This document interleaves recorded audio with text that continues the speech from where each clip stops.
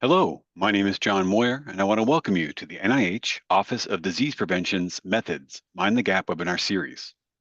This series explores research design, measurement, intervention, data analysis, and other methods of interest to prevention science. Our goal is to engage the prevention research community in thought-provoking discussions, to promote the use of the best available methods, and to support the development of better methods. Before we begin, I have some housekeeping items. You can submit questions during the webinar via the chat pod. You'll need to open the pod by hovering your cursor at the bottom of the Zoom window and then clicking on the chat icon. Please direct your questions to hosts and panelists. We will open the floor to questions that have been submitted via the Zoom chat pod at the conclusion of today's talk. The slides and video recording will be posted on our website, prevention.nih.gov/mindthegap, in a few weeks.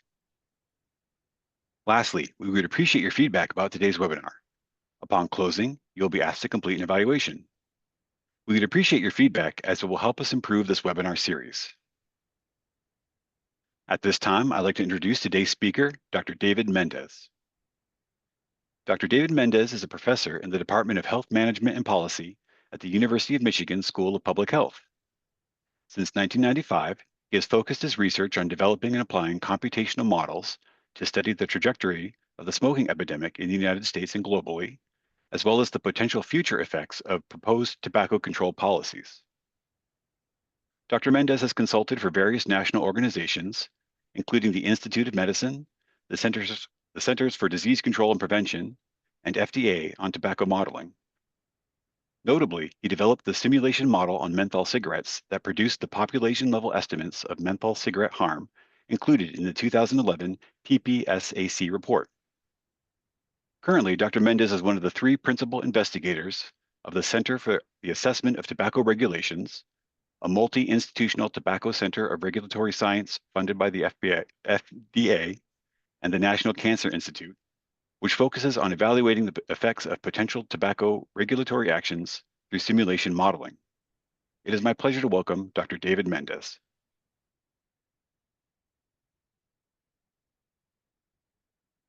Good morning or afternoon, depending on where you are. Many thanks to the event organizers for the kind invitation to speak and to the audience for your time.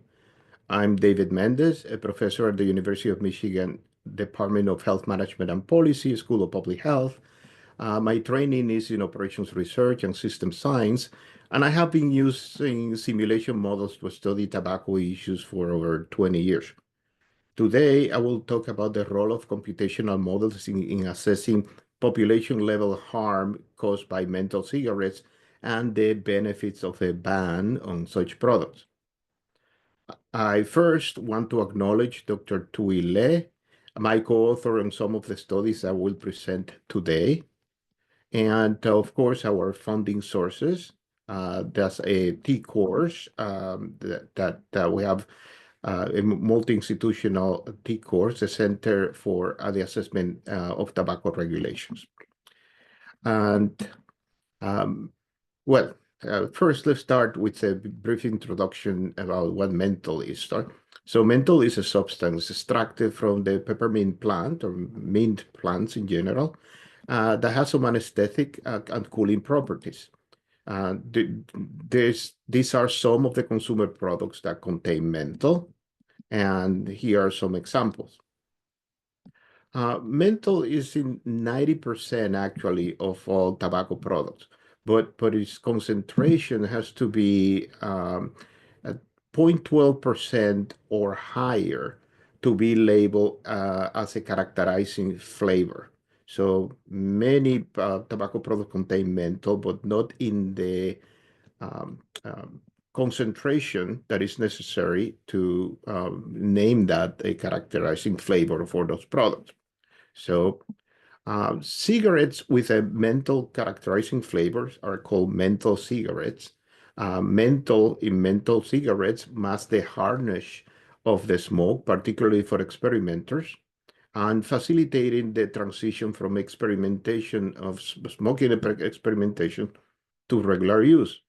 Menthol also makes cigarettes more addictive and therefore delaying smoking cessation. The 2009 Family Smoking Prevention and Tobacco Control Act gave the FDA the power to regulate tobacco products and, among other things, charged the Tobacco Products Scientific Advisory Committee, the TPSAC, with the task of studying the impact of menthol cigarettes on the population's health. In 2011, the TPSAC issued a report to the FDA stating that menthol cigarettes have an adverse impact on public health in the United States.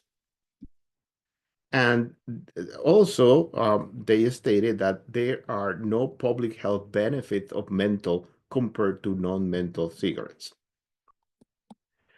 Um, and they added the final recommendation, that report, that removal of menthol cigarettes from the marketplace would benefit public health in the United States.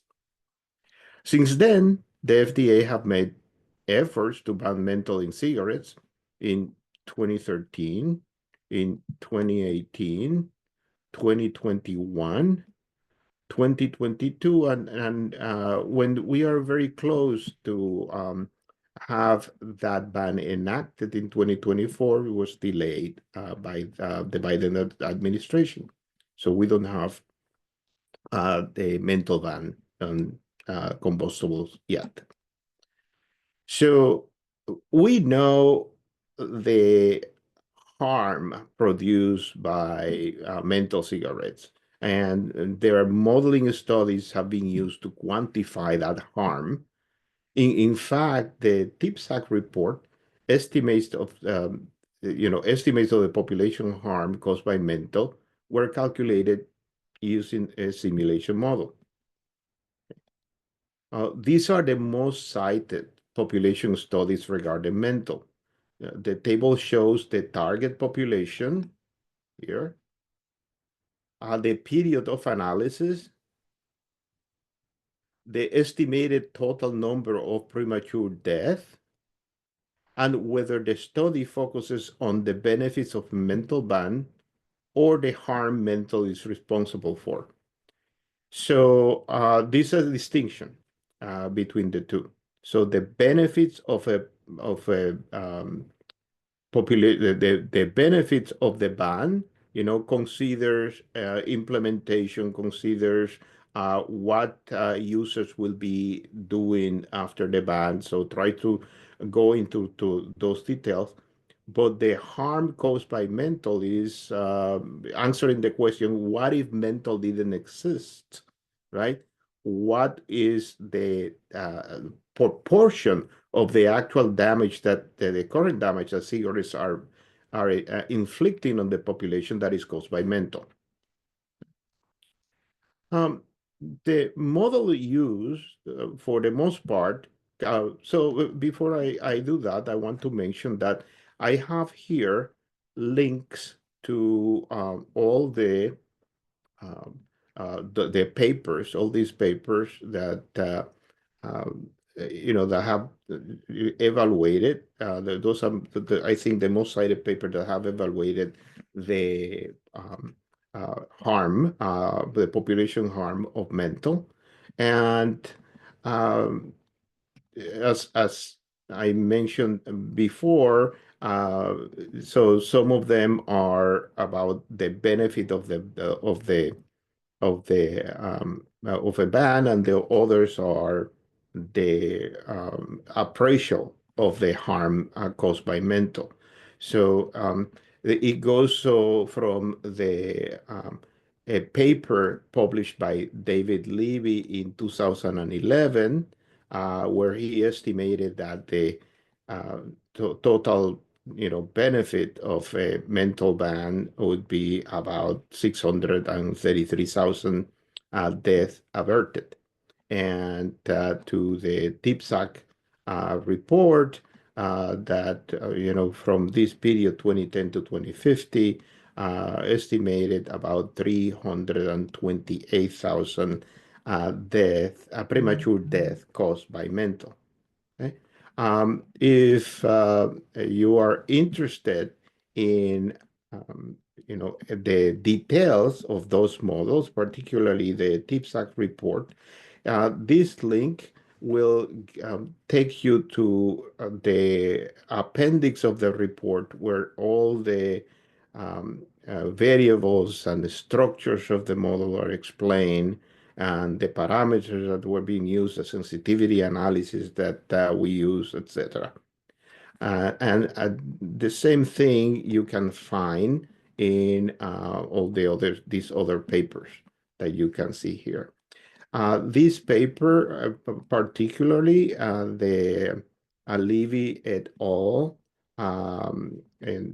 that was published in Tobacco Control in 2021, estimates a benefit of a menthol ban from 2021 to 2060 in about 650,000 premature deaths averted.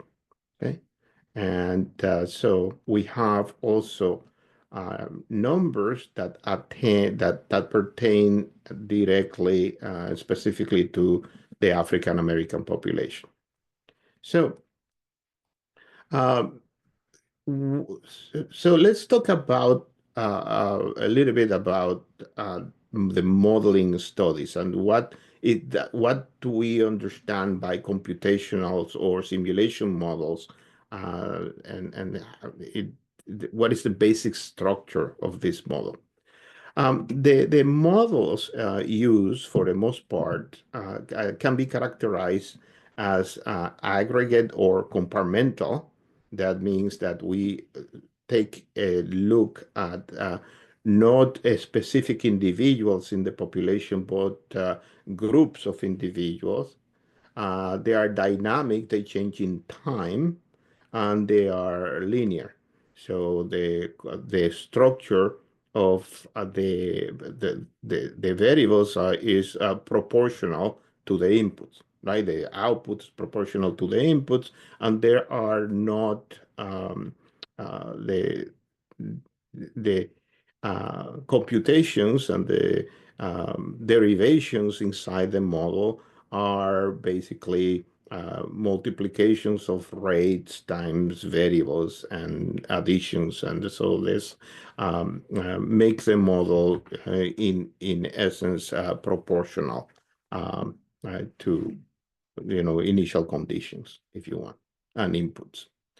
So so let's start by looking at a population. That's just to illustrate what I mean by compartmental model. Let's assume that we'd like to keep track of individuals in the population according to their smoking status. So instead of having individuals represented with all their characteristics, we are going to only distinguish them by their smoking status. They are never current former smokers. People who currently smoke can be further subdivided into those who smoke menthol cigarettes and those who smoke non-menthol cigarettes. So you have the color code in your screen. And individuals within each category are considered indistinguishable from each other.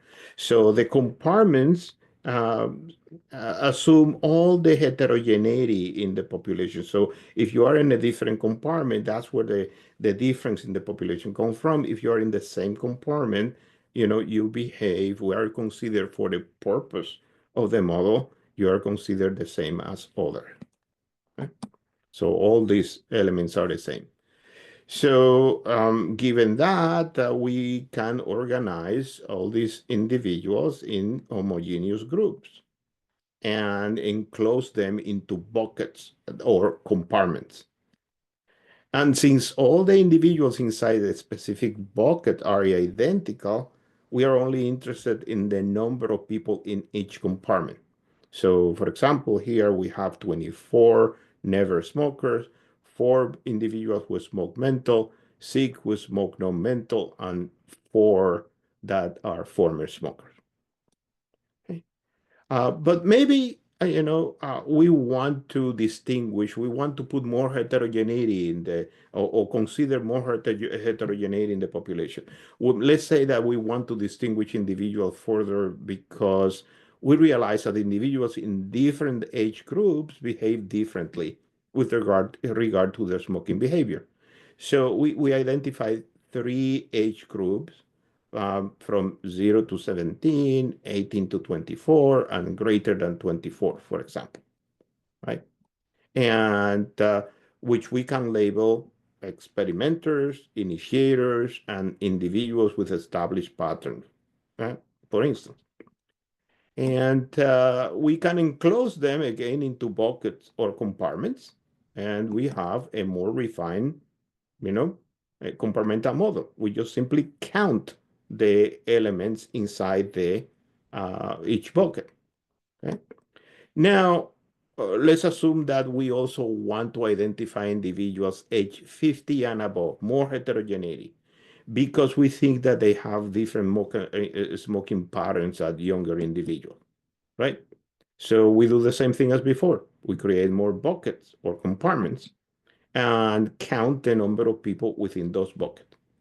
Now, when we are satisfied with all the number, with our compartments, the number of compartments, capture the heterogeneity that we want to capture to solve the problems that we have in mind, um, we have created a snapshot of our system at some specified time, let's t, which can be the present. The system snapshots are often called the state of the system at specific time. So this is the state. This snapshot is the state of the system or this population regarding to smoking status at a time t, can be the present if you want. But if we take a look at the same system at a future time, let's say t plus one, the numbers in each bucket might be different. For example, that is the state of the system at time t plus one can be different from the state of the system at time t. That's the nature of the dynamic properties of this model. So the question is, if we know the state of the system at time t, is there any way to predict a future state of the system, say at time t plus one? Okay. How do we do that? How we march the model forward? So this is what we call model dynamics, and which depend on the structure that we have specified for our system, which we think matches reality well enough to answer pertinent questions about the specific problems. Let's say, for example, that we know that the state of the system at time t and want to predict the number of individuals who smoke a menthol in the next period, t plus one. This might sound very trivial, but dynamic models follow this very simple process to project the future.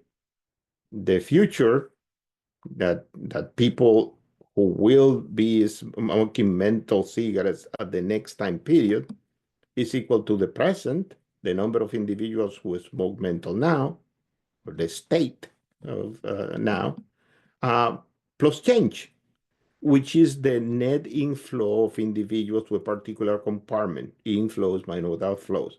If we know the rules that guide that change from one period to the next, then we can anticipate what the future will look like.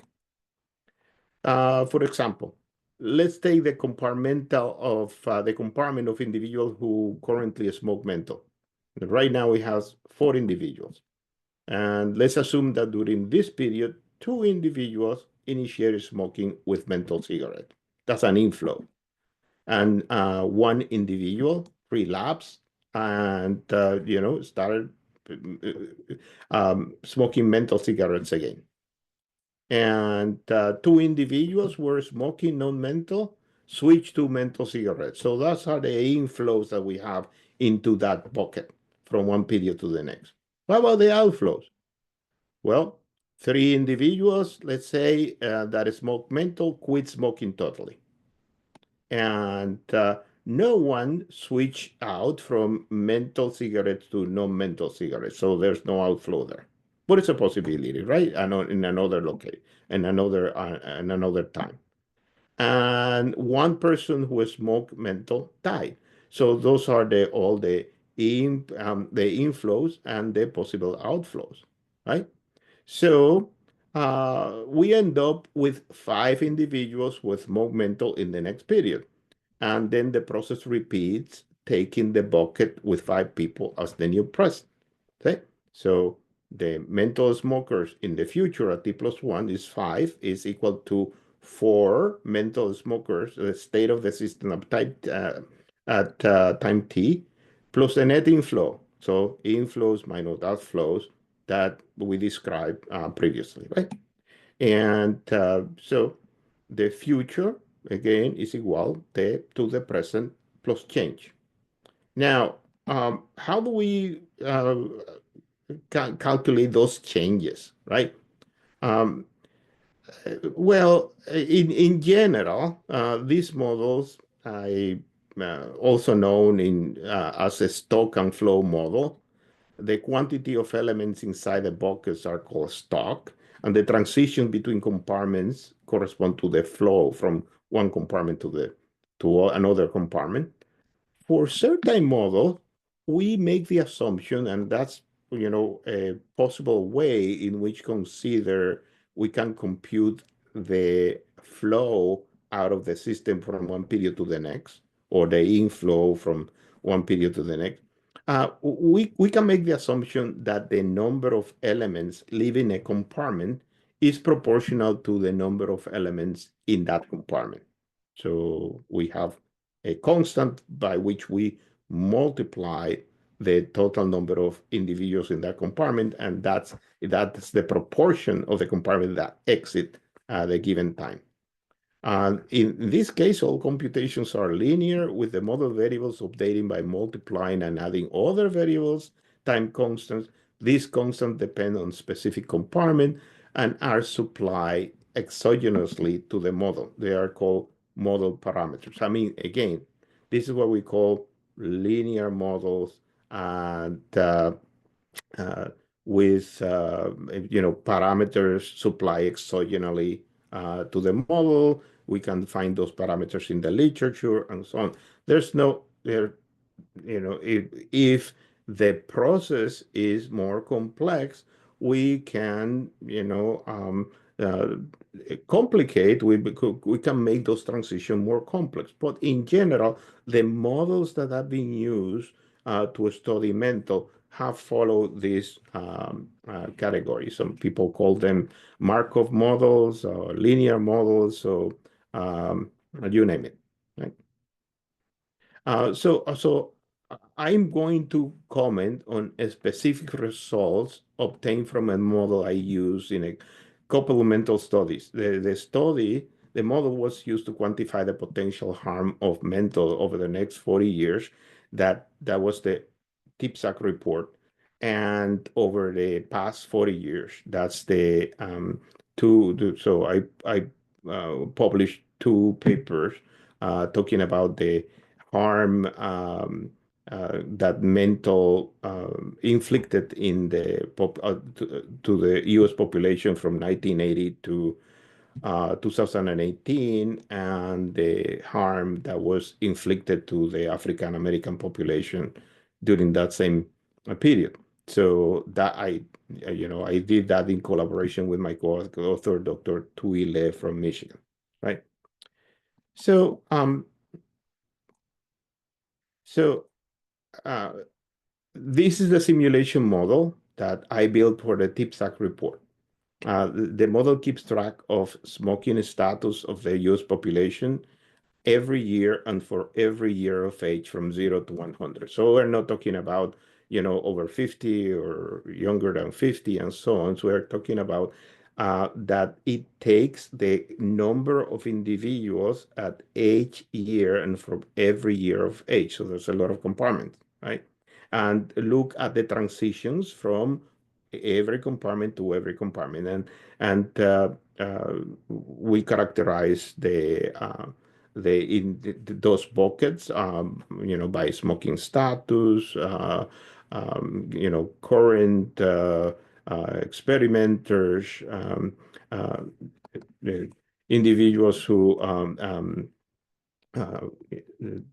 never smoke, and we follow them through, for a certain number of years. We follow that cross-section of the population and see what happened. So this model is specifically this mental model is a modification of a previous model that I had developed in collaboration with my colleague Ken Warner from the University of Michigan also. And further developments of the mental model, I carry them in collaboration with Tui Le, that my co-authors in the last two papers that I'm going to mention. Okay.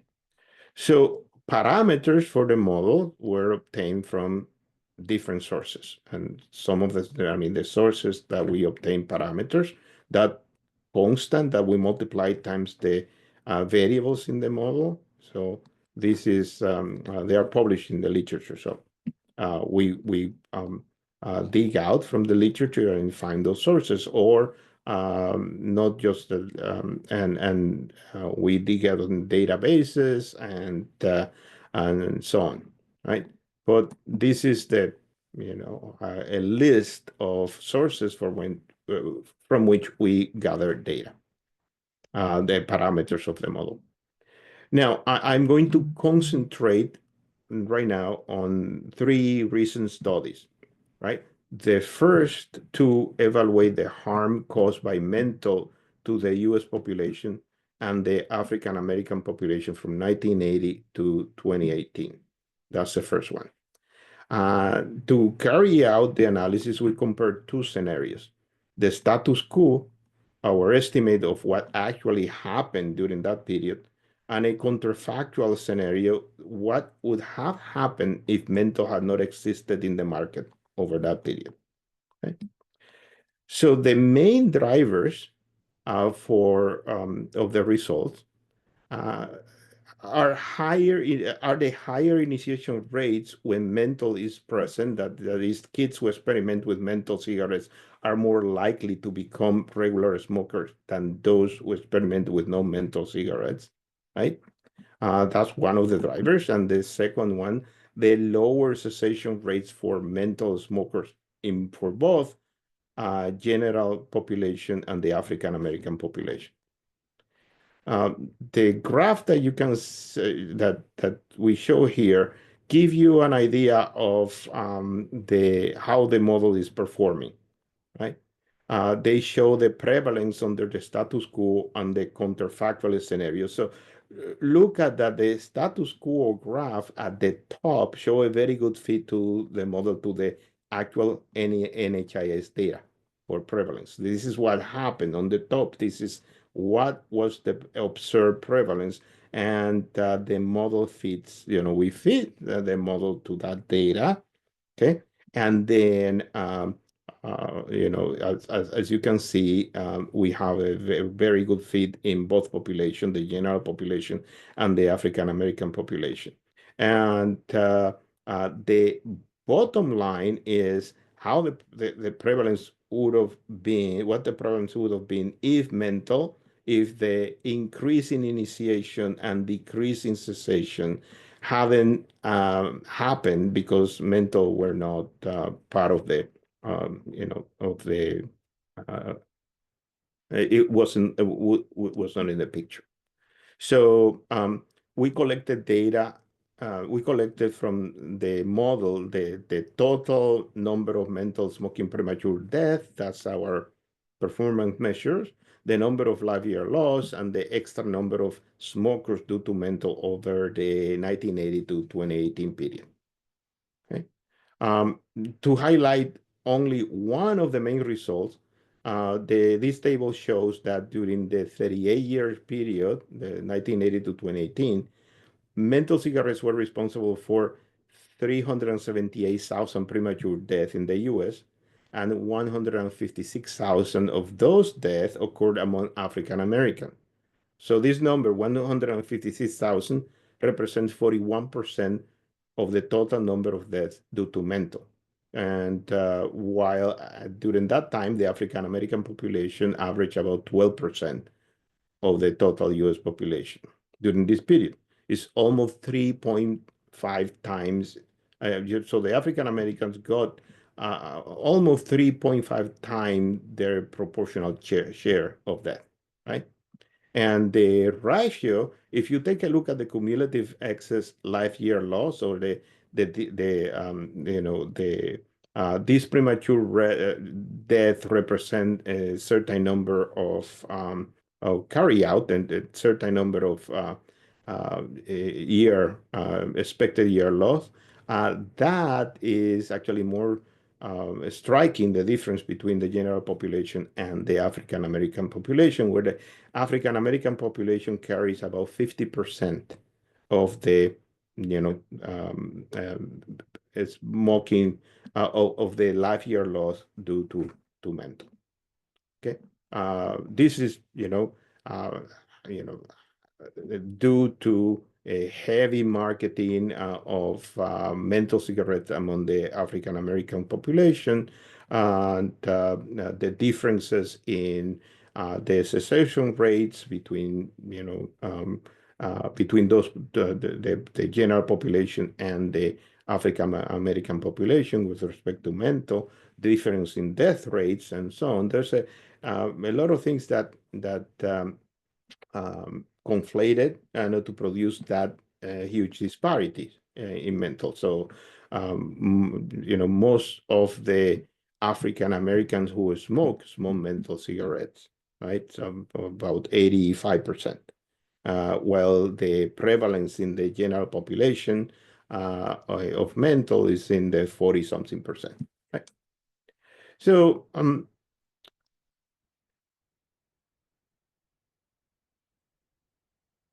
for the third study, right? We investigated in a paper that we're getting ready to submit the costs associated with delaying a menthol ban over the 10 years following the TPSAC report. So the idea is, okay, we know that in after the TPSAC report came out in 2011, David Levy produced a paper in 2011 showing the benefit of a ban. So they were similar in terms of magnitude. So since 2011, we know the magnitude of the harm that menthol is causing. So what if menthol ban had been implemented there? And what is the penalty that we're paying because it wasn't implemented at that point? So in this interest of time, I'll just mention that we use a similar technique as in the other two studies, but investigated two related but distinct questions that combine offer a comprehensive view of the problem. The first question is, we call that question one, aims to quantify the harm that menthol cigarettes cause to the 2011 cross-section of the EU's population between 2011 and 2021. And the second query addressed in question two calculates the long-term harm caused by menthol to the 2011 cross-section of the US population. So you take the 2011 cross-section and ask two questions because menthol was available between 2011 and 2021. We just look at 10 years.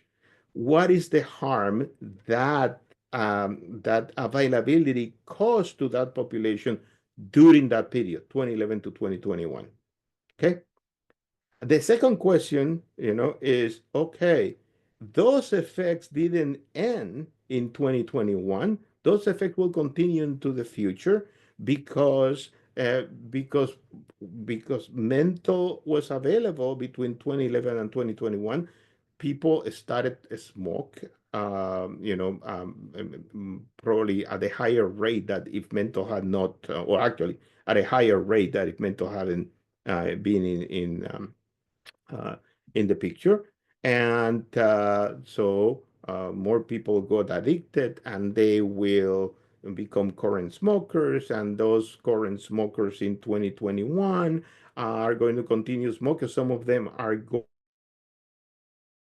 to quit, but they are going to suffer damages because, mental, they started between 2020 and 2021, or because Menthol was there, they didn't quit between 2011 and 2021. In both situations, okay, we evaluated two extreme scenarios. Okay, both situations, what I mean is uh, the long-term view and the short-term view, what happens, what is the damage caused, in the short term to this population. So in both situations, we evaluated two extreme scenarios to account for the effectiveness of a ban. So we are looking at if we implemented the ban in 2011, what the the results would have been. But we need to figure out what the effectiveness of the ban is. So we modeled two different scenarios. One scenario assumes that all menthol smokers switch to non-menthol cigarettes after the ban. One, so they just don't quit; they just switch to another type of non-mentholated cigarette. And the second scenario, the other extreme, assume that all menthol smokers who have quit smoking after the ban. Right? And so I will focus on the premature death only because menthol cigarettes remain on the market between 2011 and 2021 between 14.5 thousand K and 185,000 individuals die prematurely during this period. Okay, between those two extremes. And jumping to the answer for question two, the lifelong damage to the 2011 population, then we estimated that the lifelong harm to the 2011 population to be between 576,000 and 806,000 uh, that are past, already happened, and eventual premature death, among that population. The eventual death are mostly baked, that they cannot be saved because most of them will happen among former smokers. So even if people quit, right? So we look at the quit rates as they are happening right now. We even made it a little bit more conservative and we increased the quit rate. But those people have been smoking and they are going to have an elevated risk of dying as former smokers. Uh, so as you can see, the damage that mental health already caused during this 10 years is a very small fraction of the total damage that those additional 10 years of mental will eventually cause to the 2011 population, right? Just this is what happened between 2011, these 14,491, for example, is the number of deaths that will happen between 2011 and 2021 is just 2.5% of the total damage that availability of mental during those 10 years will cause to that population, for example. Right? So this puts in perspective the long delay between cause and effects in tobacco harm assessment and how simulations can expose those issues. Right?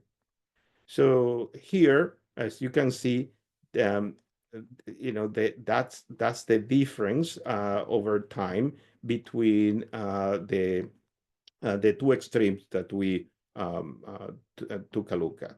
And the damage between 2011 and 2021, the cumulative damage will be here, right? Will be at this point, 2011 and 2021, okay? That will be this difference here, that one extreme and the other extreme. The other, okay, the difference between the two um, scenarios at the end of 2100 will be these final results here, right? The gap in between the transition will be much higher at some points until the two catch up in the future. So to finalize, Menthol cigarettes have helped to quantify the damage that those products have caused and will likely continue causing to the US population. All these models have been subject to extensive sensitivity analysis to assess the robustness of the findings. The most helpful information produced by this model is not specific point estimate, but the appraisal of the magnitude, the general magnitude of the problem, and the timing of which those problems are going to happen. So what is the difference between cause or action and the effect down the line? What's the difference in timing? Uh, Finally, promoting corroboration of the finding through different independent modeling study is key to establishing trust in results supporting regulatory action. So individuals working, separately and producing similar results is a good indication that the models are pointing in the right direction. So thank you so much. I appreciate your listening to my talk, and we have some um, final slides here. Thank you, Dr. Mendez. Excellent presentation. At this time, I'd like to introduce Dr. David M. Murray, Associate Director for Prevention and Director of the Office of Disease Prevention, who will lead the question and answer session. Thank you, Dr. Moyer, and thank you, Dr. Mendez, for an excellent presentation. Lots of questions. One of the first ones that people think about is how you or FDA assess the accuracy of the sort of models that you've described here today. You mentioned that one way to do it was, well, independent investigators develop their models and the results converge. That's one way. Are there other ways that you or FDA use to assess the accuracy of such a model? Well, I think the first way, or the easy way, actually the most common way to do this is first how the model have been tracking prevalence, but so observables. So if your the model that you have developed, you have a retrospective analysis and can explain how the prevalence of the products, the use of the products that you are examining, if if it tracks that well, and if with all the nuisance that happened during that period, that give you a certain indication that the model is tracking that part correctly. Although there are a lot of parts inside the model that are not observable, that can different combination can produce the um, the the same results, but there is an issue of the quality of parameters that you put into your model, and how much of a sensitivity analysis varying those parameters you have make in order to see if your answers are robust. They are not all over the place when you change some parameters. So and also there are different parts of the models that can be tested. For example, mortality. Let's say that models can anticipate. You look at retrospectively, and they say, well, there is a decrease in the in prevalence of smoking. Let's see if it matches down the line with the predicted number of lung cancer deaths, for example, that are going to diminish. Or let's see if my overall harm assessment for the whole population matches other models that have been used in the field, like the CDC estimates of smoking mortality in the US. That's something that we have done. All of the things we have done with the model to have a comprehensive kind of a validation check. Okay, multiple validation check. No model is going to be perfect, but if you have multiple sources and independent sources of confirmation, you can start feeling a little bit more at ease with the findings of the model. Thank you. How do you represent smokers who consume both menthol and non-menthol cigarettes in a model like this? As presented, it seemed like you were considering people to be either or menthol users or non-menthol users, but some people smoke both kinds of cigarettes. Yeah, so it depends on what you want to achieve with the model, right? So individuals that smoke menthol and non-menthol cigarettes, if we are looking at the harm that is produced by the by menthol, we could consider this as non-menthol smokers or non-menthol people who consume non-menthol cigarettes, because then it will take take a bit the impact that menthol cigarettes have.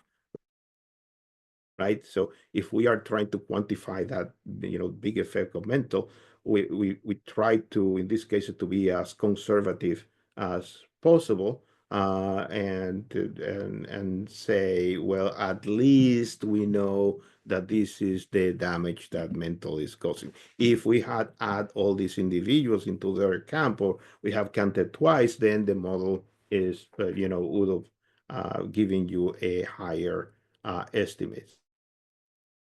So uh, that kind of sensitivity analysis and lower bounds and upper bounds, we use we do the model when we don't have a very explicit number to work with. Thank you. Do any of the inputs or outputs depend on individual characteristics, like age or gender? And if they do, how do you handle that sort of thing in the model? Well, yeah. So this model tried to capture heterogeneity as much as is important to predict the values. If we are looking at model like this, we we have made on models in which we make compartments, different compartments for male and female. So the compartments track age differences, gender differences, so if the parameters are very different for those aspects that we try to that we are examining, then we create compartments, different compartments for that, and put the specific parameters. Sometimes, even though because we want to express an overall quantity. So what is the damage of that mental causes to the population? Know what is the damage that it causes to male, or that causes to female. So sometimes when you do that much disaggregation and then add them up, it will be very similar. Sometimes, that not always. Okay, it will be similar to not considering certain disaggregation, right? So and you know and that's how we go. So we work with the data that we have, but also we get the structure of the model to a point that we think is going to be useful in answering the question that we have. So we don't have to take every individual characteristic if at the aggregate we're going to get pretty much close to the same thing. Now, I really like this question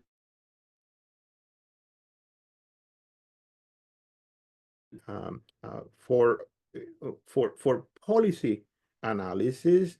We want to estimate large population groups that damages. So this is happening to the African American population, or this happens to the general population to the U.S. and we can distinguish if we want gender or age groups. Okay.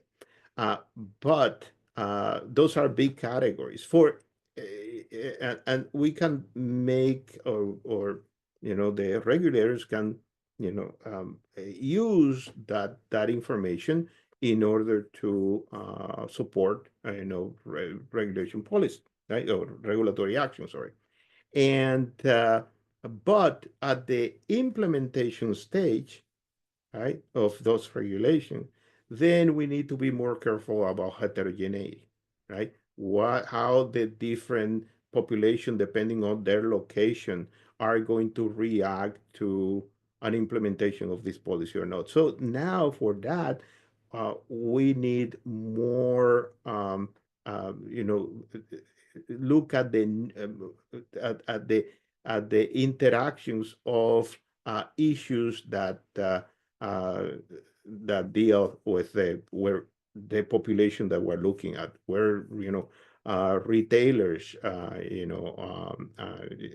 located. What is the law enforcement is or not law enforcement, but what are the possibilities of enforcement of the policy?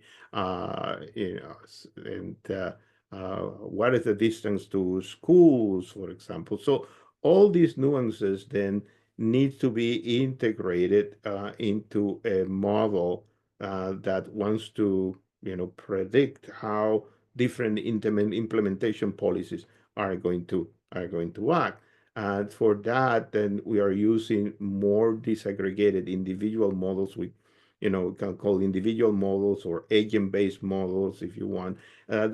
We produce a mini set of the population with different characteristic of we distinguish individuals and how the individuals interact and how individuals affect the action of one affect the action of another one, and see how what are the possibilities of behavior of this group of individuals when policy is in effect, right? So that's another stage that for which we need more data and disaggregation. Thank you. A clarifying question. Can you provide a source for the level of menthol you cited at the beginning of the presentation as a characterizing flavor? Is it based on the level of menthol present in the cigarettes that manufacturers have labeled as menthol cigarettes? Is it based on something else? It's based on the level of menthol present in the cigarette, right? And then that's made that then you can have a characterizing that those you can put, like, this is a menthol cigarette. It has a characterizing flavor of menthol in this case. I think I Thank you. can. Mhm. I think I know the answer to this question. Should simulations such as these be run periodically, such as every year, to regularly update estimates that are used? Yeah, we run these simulations constantly every time a new set of information, new data appears, to see if what changes, if our our uh, our recommendations or our findings are robust.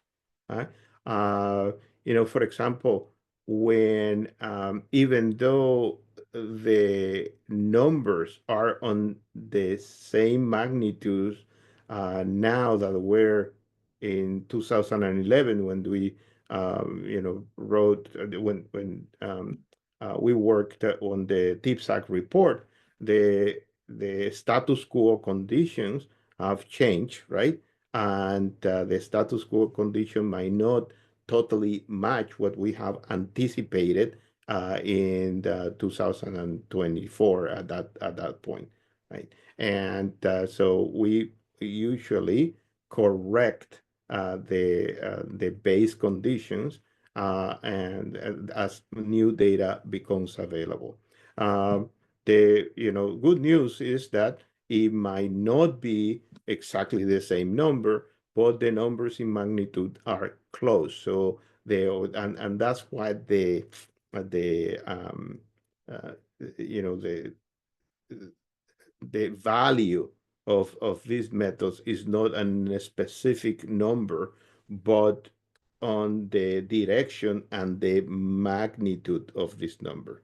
So, 400,000 deaths and 450,000 deaths, they are different, but give you an overall, idea that what is the magnitude of the problem. We're not talking about 2 million deaths, and we're not talking about 50,000 deaths, for example, right? So as long as the numbers, when we update data, are consistent, then we are, reassured that those models are taking into consideration the all the important factors. But if things change dramatically, then the models are a very good tool to anticipate, or alert of any change that is necessary in policies to face problems or these changes in the future. One last question, if I may. You've been talking about regulation banning menthol. There are other regulations that have been suggested or being considered over at FDA. Have you or others modeled the effects of other regulatory actions that FDA might take, or of combinations of regulatory actions that FDA might take? So the answer is no, but the this is something that we should be doing, and we definitely we haven't finish the analysis of that. We are looking at a combination of what would be the combined effect of, for example, a nicotine reduction policy in combustible and a menthol ban at the same time. What would be so we have in the independent effects right now estimated by a simulation model, but what would be the combined effect? It's something that um, it's necessary to explore to look at at some point whether the marginal benefit of implementing one policy when the other is already there is worth, right? It's worth doing. I want to thank you very much for this interesting discussion and for a stimulating presentation. I'm going to turn things back over to Dr. Moyer to wrap up. Thank you, Dr. Murray, and thank you to everyone who participated in today's webinar. On the Mind the Gap website, prevention.nih.gov/mindthegap, you'll find several resources for this talk, including the slides and a list of references.